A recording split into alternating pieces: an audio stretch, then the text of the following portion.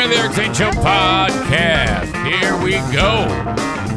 For this, the 3rd of November, 2022. A daily show where I discuss news, nonsense, and my personal adventures, off and running again as we inch our way to 4 years. 4 years of this. Wow. That will actually happen on January 6th. We celebrate two things on January 6th. The world's biggest asshole convention and this podcast. It was on January 6th, 2019 that I published my first show. It was actually, because I was fired on January 4th from BBL. We're changing the format. And then January 5th was a Saturday. And then January 6th was freaking Sunday night in this room. It was unfinished. It was like exposed insulation and stuff. And then this pack of audience members who eventually became wayward and very, very mad at me put this room together, and I'm extremely thankful for that. If you remember back, you had, let's see if I can remember the roster of people. Tom from Gun Lake, asshole. Thankful that he helped me, though. Appreciate that. Doug Lemon, dick. Appreciative, though, that he helped me. Joe Morin, awesome dude. Not a dick. Love him very much. Mike Lees, the painter. Love him very much. Thank you very much. Pellerito, that is Mike. Helped me out very much. Dick. His sweet son, Sebastian, not a dick. Let's see. Who else? Oh, Andrea, asshole. Who else is it? Who else helped me? Who's the guy that helped put in the flooring? It wasn't because I hadn't yet been in. I wasn't involved with Jacob Bennett at the time. Anyway, some nice guy helped me put the flooring in. Anybody else? If you can think of a name, maybe. I don't know. We have a rare O'Neill sighting on this show. Typically, he's in a chair that's out of view, but Daisy has taken over that chair. And now O'Neill is hilariously crashed out and kind of like a sideways man-on-man dog 69. My God. But, yes, that's how it all started. And when I started the show on Sunday, January 6, 2019, had no idea that I would be doing this like for a living. No idea. Aram says, but those folks revealed the truth regarding the lie. The big lie. That's why they left, because you lied to our ears. Oh, God. Fuck that shit, man. Kenny, who's still very, very supportive of these sick fucks, which is kind of like something that I hate. Says, yeah, man, they all let me crash at their houses. I love them all. Well, why don't you sit down for 10 minutes just for that crack alone? Take your love of your inbred fucking swinging asshole friends and get the fuck out for 10 minutes and then come back after you think what you've done. All right? You think about that. Those people are complete fucking assholes. Absolute white trash. All right. I will not allow you to be friends with those people, Kenny. You are not allowed to enjoy their company. Okay? No. You either denounce them on this show or never speak positively of them again. That's what those scumbags deserve. Not exactly the most democratic vibe there. All right. You know I love you. Okay, welcome into the show. So glad that you are all here. Right now he's going, oh, come on. What did I do? The show happens each and every day. Yeah, weekday that is, from the Baldwin Ace Hardware Fear Bunker Studio. That is this. Thank you. No lottery winner. Now, eventually it'll get to a point where more and more people play because the numbers get so high, and actually every single number combination possible will be purchased. That's how they are able to know, all right, on this next drawing, we have determined that literally every single possible number combination has been used. And someone will win. And we did not get there in yesterday's drawing. The number went up exponentially. It was a $1.2 billion draw yesterday, and nobody won the damn thing. So that means that on the next one, which I think is, I don't know. I don't even know the dates. I so rarely play. It will be like over $1.5 billion. So it's that 0.5 that makes you go, you have to really think about it, because you got like $1 billion, which is an astronomical amount of money. And then you throw on another $500 million plus onto that. So there you go. And a couple things to point out. I just, it isn't so much anymore about driving around and fantasizing of all the cool shit you can buy with your money if you win that thing. It's the, I try to wrap my mind around, if you win it, that feeling that would wash over you, and for at least a small period of time. Like, this is a losing ticket that I had for the Powerball a couple drawings ago, that you would actually see, there would be a moment when you're looking at the ticket and looking at the numbers online, and you're like, oh my God. And then trying to remain calm, and then setting the ticket down. And if you can actually control, like that scene in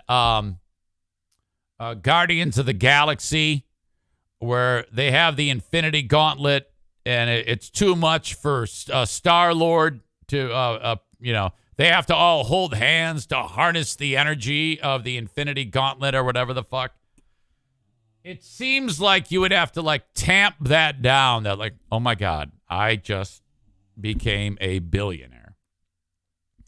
And then, okay, now what do you do with that ticket? I think that's where the anxiety would start. You're like, okay, I have to put this in a safe spot, and I don't want to tell anyone about it. And I'd be so paranoid, because that's my nature, that I already rehearsed this in my head.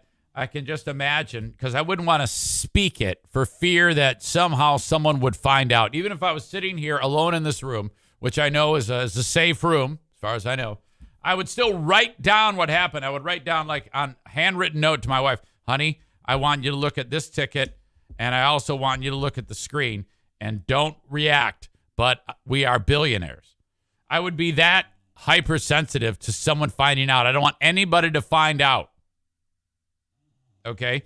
And then, then there's the fear that you leave the ticket in your pocket, and then it, even though you would take the ticket and put it into a safe that I would immediately buy, you'd still be afraid that the next load of laundry you do, that the ticket is in there. So I'm so neurotic, I would actually have to bring the safe into the laundry room and open the safe and stare at the ticket while the laundry's being done. Okay? I'm that fucked up. I'm the type of guy who, when it's time to lock up the house at the end of the night, I will lock this door that we have in our garage. It leads to the, so I walk out this door through the mudroom, through the garage, lock the door, walk back in, lock the door to the mudroom, set the alarm, disarm the alarm, unlock the door to the mudroom, walk back through the garage, look, turn the knob, open it, close it. This happens. And now do that 3, 4, 5 times. Okay? That's like this obsessive compulsive. It's all part of the whole makeup of the mental disorder that makes up me. And so, that's a regular thing. So I can just imagine, and that's just to keep the Zaniacs out. Can you imagine if I've got $1.5 billion burning on my brain and I actually have this piece of paper? It would fucking fry me. The problems would start immediately. Careful what you wish for. Then my new full-time job would be security, Oh my God. Or my full-time job would be security and keeping this a secret. Now there is a way to do this, and I covered it on the show before, how you can remain anonymous. It has to do with creating a lottery club. Like if I just win, and I'm the only person that's aware of it, and then Diana gets dealt in, we would then create a quote-unquote lottery club. And then you hire an attorney to be the overseer of the club, who could then claim the prize for the club. You see how that works? And then so he makes a flat fee for that.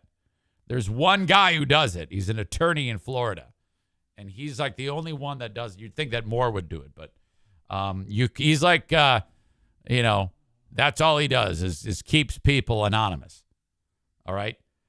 And then I was reading an article that people, and I'm understanding that foolishly, people take all of the money at once. Now, this is going to be more than $1.5 billion. But let's go back to the $1.2 billion drawing. If someone would have won that, that $1.2 billion, if you took all of that cash, would be just over $500 million. You would lose all of that money off the top, not even counting what you're taxed. If you accept the 30-year annuity, what they do with that money is they then invest it, and what you get is all of the money. It's very, very safe investments, but hell, you're talking about $1.5 billion, or one in that case, 1.2, 1.5, whatever example I'm using. If you win this on the next drawing and you take the annuity, they then take your money and invest it, and then each year it makes a ton of money on very, very safe investments, and then they disperse it to you, and you get all of it. You get all of the money. Why the fuck would you give away $500 million, you asshole? Get it all. And if you win $1.5 billion, you, for the next 30 years, first they're going to give you the first payout right then. It's $50 million. And then every year you get another $50 million. What the fuck? Why would you not do that? Now, of course, you're taxed heavily, but wouldn't it be great to be taxed on $1.2 billion rather than them taking away half of it, and then you get taxed on that? Now, Nick says payments stop if you die. Can't pass it on. Is that 100% true? Are you guys sure of that? Let me look that up. Lottery, annuity, death. Lottery, because knowing my luck, I die one day after I chose, to take the annuity. Annuity, death. Lottery, annuity after death. What happens to my lottery annuity when I die? In spite of rumors that the government gets to keep that money, lottery annuities are generally passed to the winner's heirs. In fact, see, you guys don't know what the fuck you're talking about. You just pull that shit out of your ass. In fact, some lottery companies allow for a transfer of the funds only when the annuity owner dies. Another one. Does Powerball annuity end at death?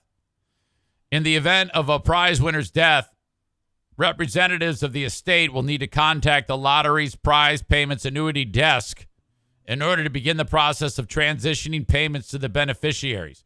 All remaining installments will be paid to the appropriate heirs of the estate.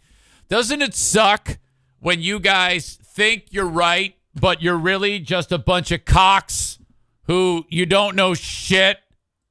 Isn't that terrible?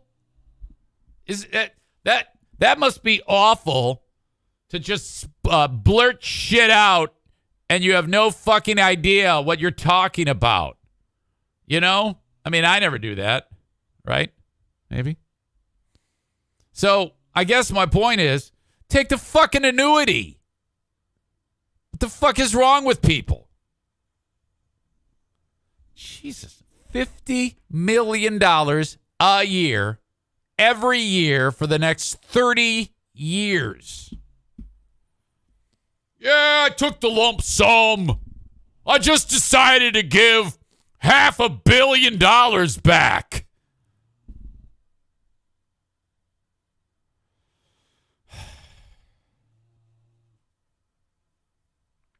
Welcome to First Time Chat, Rattling Rectum.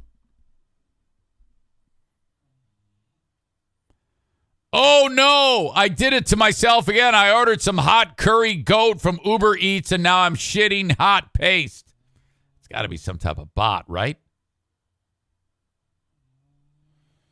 Nick says that rumor was spread by government to keep more taxes. I don't know. I think you just pulled that out of your ass. All right. So there you go. Big, big news. Nobody wins the lottery. It's going up. How awesome is that? Yesterday, I spent about 20 minutes talking with Michael Rappaport. He is in town tonight in Holland, Michigan at the Park Theater. And then Friday and Saturday, 2 shows, 7 and 9:30 at Grand Rapids Comedy Club, part of Creston Brewing. Friday and Saturday. And then he travels over to the east side of the state to be at Mark Ridley's Comedy Castle. So Michael Rappaport, that's 6 shows in 4 days. It's all about the hustle. He spent significant time talking with me, and he's just fucking great. I love this guy. This conversation was a lot of just talking about, you know, how he does what he does, you know, and kind of like peeling back layers. And he was really, really cool. I think you're going to like it. I will post it a little bit later on today. All right. Who Are These Zanes? Went down. Episode 3. Yesterday with Ben Glaze. Pretty much getting to the end of the October 1st, 1993 show. I uncovered something buried there. There was a moment when I was discussing something on the show, which you'll hear. I'll release it on Saturday at midnight on Patreon.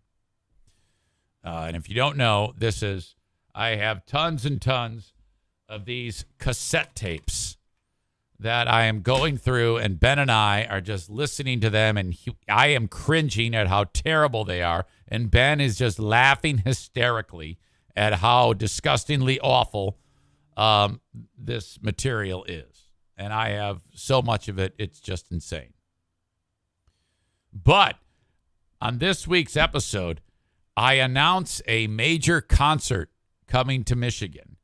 And it's a little strange because I do that, and then knowing what we know in November of 2022, and what we would soon find out after that concert announcement. So I made this concert announcement. Hey, yeah, coming to town at the end of October. something big happened to this band that I'm announcing. And that will be revealed on this week's Patreon edition of Who Are These Zanes? But it says here that the title on the Patreon episode 2 still said, Who Are These Erics? Yeah, I hadn't changed it. I got to change it. Who Are These Erics? It's fine, but I like Who Are These Zanes better. I'm going to go to that. But audio check. Okay. First of all, let's just go back to previous week. I'm just going to press any clip. Z93. Yeah, hello. Yeah, well, I was talking with Cecil the Lion. Well, you're talking to him. Well, hey, I requested a song to Lynn Rose. I played Make it. Me Crank Me, but you're playing Fred Bear. Well, you beggars can't be choosers, you pain in the ass. Well, Go to hey, hell. I don't want to be a pain in the ass. You and your little Lynn Roast buffet dinner. I'll give you a chuck roast. Okay, again, that's all me playing a character. It was me and my character, Cecil. It's two people. And I expected the audience to believe that there was two people there. And a lot of them did. Because in that part of the United States, they're extremely stupid. All right? Really, really dumb. And they loved it. Hey, what do you call the poor boy? Cole says the guy sounds like Dude Shadowy. Okay. Chris says, yeah, you're a regular Phil Hendry. Not everybody knows who Phil Hendry is. Phil Hendry is it's funny you say that because that's about the time in my life when I was exposed to Phil Hendry. He was working at WCCO in Minneapolis, and you could get WCCO, I think that was the name of the radio station, at night on the AM dial. And he's just fantastic. He still does it to this day in podcast form. But it's not as interesting to me now. I don't know if I've gotten older and wiser or what. But really, really great. Let's see. What is this? Okay. This is what something that Ben and I focused on. Pearl Jam just came out with a new song called Go. Pearl Jam's latest. That's all I got to tell you. This is Go on Z93. Okay, so I'm front selling the new Pearl Jam song. Pearl Jam's. I should have just said, here's Pearl Jam's latest. It's called Go on Z93. But for some reason, I felt the need to say, that's all I got to tell you. Pearl Jam's latest. That's all I got to tell you. This is Go on Z93. Okay. And there is just so much more in this episode of Who Are These Zanes? And I will, we'll post at midnight on Saturday.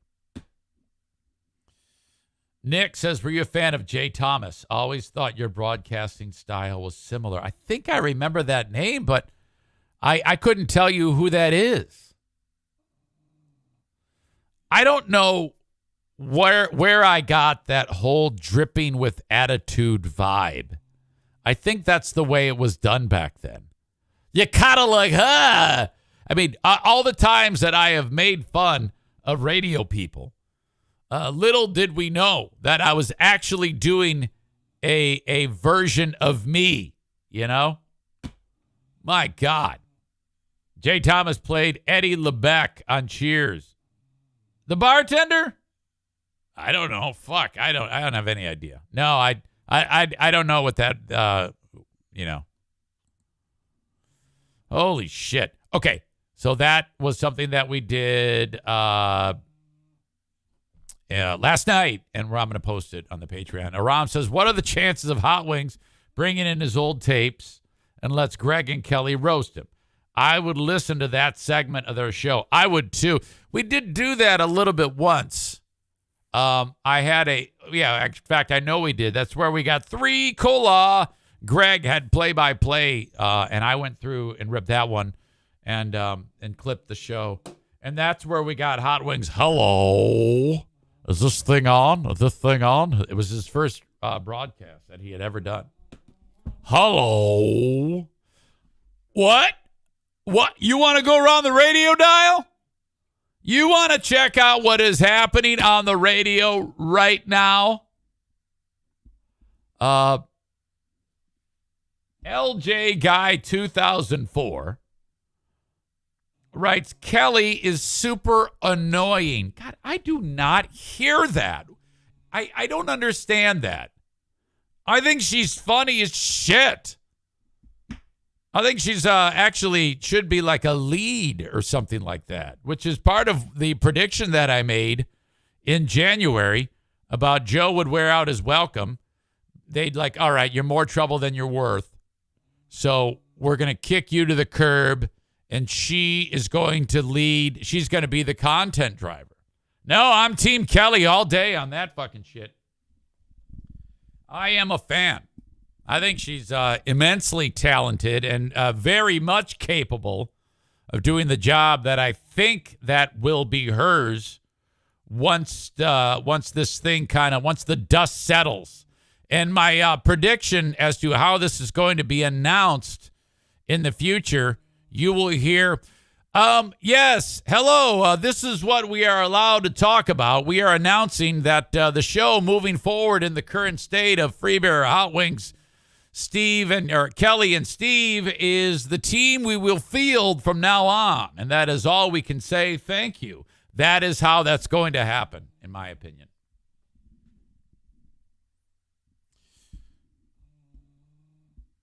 Rob says, I like her jokes when she makes fun of Free Beer. I think you guys should keep trying. I think she's funny. I don't, all right. Starting on the far left of the dial, as we like to do.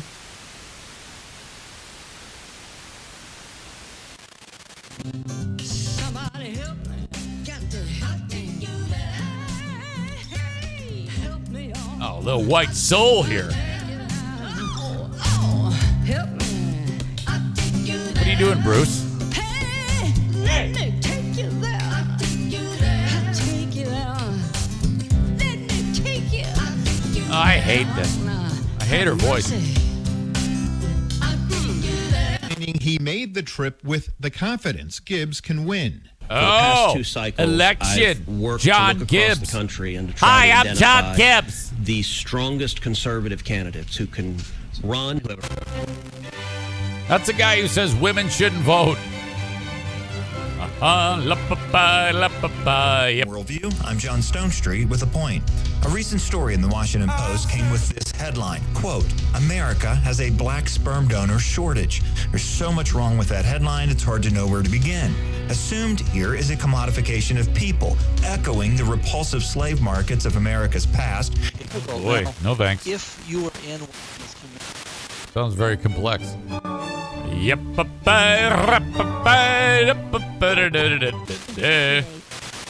WCSG because Jeremy and Amanda are Jeremy and Amanda. positive, funny, with a really good mix of music for me and my kids. Also, they're no positive. Yay.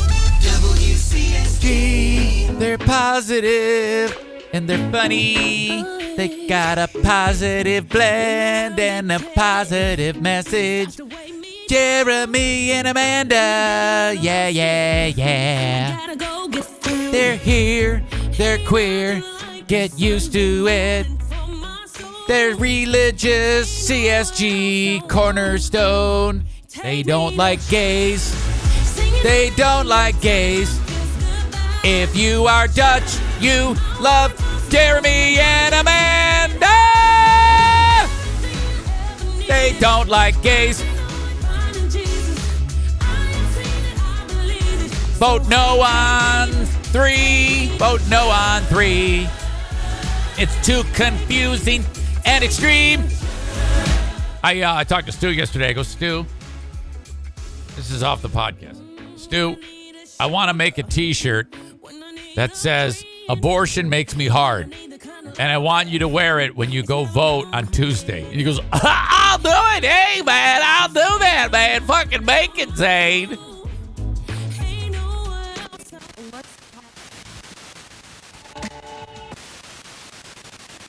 you a shot to win up to $2,000 in casino B93 bonus every day. It brings you all the excitement of playing FanDuel casino games for free. I love playing blackjack on there every day at Every 6 time you p.m. turn on the radio, there's someone telling you should be a degenerate And there are gambler. 3 ways to win. Match any 3 symbols for an instant win. Collect symbols each day for a chance to win weekly prizes, or win up to...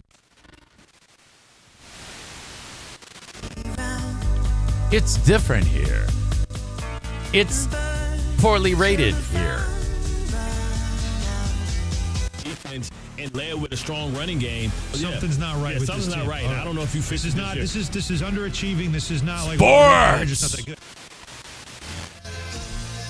Okay, now we're getting into the sweet spot. Oh my God. You hear this? Oh, listen to that note.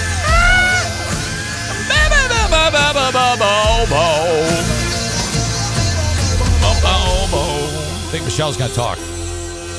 Classic Rock 97 LAV. If you missed that, we got to put that up on our podcast, WLAV.com or wherever you get your podcast.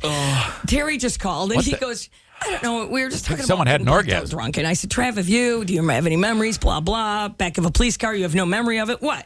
And Terry goes, are you taking calls? And I said, we can. I don't care. And he says, some lady came knocking on my door looking for her dog. He stole a dog in college and has no memory of it. And he said when the lady picked it up, she went, shame. This is a shame. And walked away. And the dog's like, call me.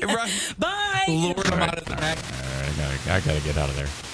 Meal planning and actually enjoy this special time of the year. HelloFresh always has something new to try with over 35 chef-crafted recipes each week. You guys want to buy something? You want to hear an ad for HelloFresh? Proteins. Plus, you can stock your pantry and even prep for a party with seasonal and convenience items from HelloFresh Market. When you're in a hurry, their 20-minute meals and easy. Make holy these gifts we have brought to you for Catholic.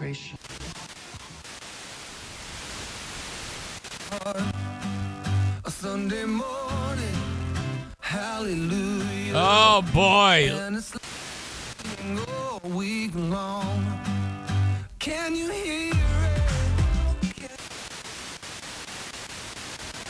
Let's let me know at 616-580-1005. And our Fox 17 forecast with a... Listen to that voice. Use Babbel's podcasts or games. Then what we're learning here is there isn't fuck on the radio. They were unchaste. They were malignant toward mankind. It's so religious around here. Holy shit. Doing this now. Well, it's portraying its misalignment.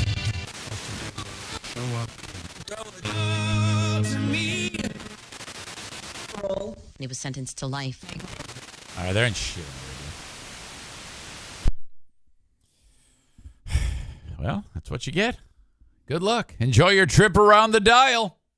Enjoy your trip around the dial. Oh, my God. Okay. Ben and Eric Patreon podcast last night. It's a rare Wednesday appearance in the show. We had a lot of fun. We had a new person in there known as USA number 1. An anonymous soul. Brand new person there enjoying the show. Other than that, we had the regulars. So glad. If you haven't yet signed up for Patreon for the Ben and Eric Patreon podcast, you don't know what you're missing. All of these shows by themselves are worth the Patreon. But I make them all available. Remember, under price, over deliver. That is how you do this. So Ben and Eric last night was the live stream. Today, I will post the audio of the show. It was great, great fun. I cannot wait to share that with you. Okay, but now, this being the free podcast, I like to start the show. Well, more than started. We've been going for like 35 minutes here. For the audience members that get the show on Facebook, Twitter, and YouTube, and I can only make a portion of the show available for you. All right, because I want you to go to Twitch to watch it uninterrupted. You see how that works? So I give you a little bit here, and I tell you about Twitch. So what you do is you go to Twitch. It's online. Just click on it or download the Twitch app. Twitch.tv/Eric Zane Live. And hit the follow button. And there you go. That's all you got to do. You'll have to make a little username, and you can contribute on the chat and call Kenny an asshole for talking about how great of people the scumbag Zaniacs are and shit like that. But for the most part, you're good to go. And if you really want to go the extra mile, subscribe with your Amazon Prime account, and then you get the show commercial free. Okay, so thank you. And as always, download the audio wherever you download shows. Eric Zane Show. You can search for that on whatever platform that you listen to shows on and listen to your heart's content. Okay.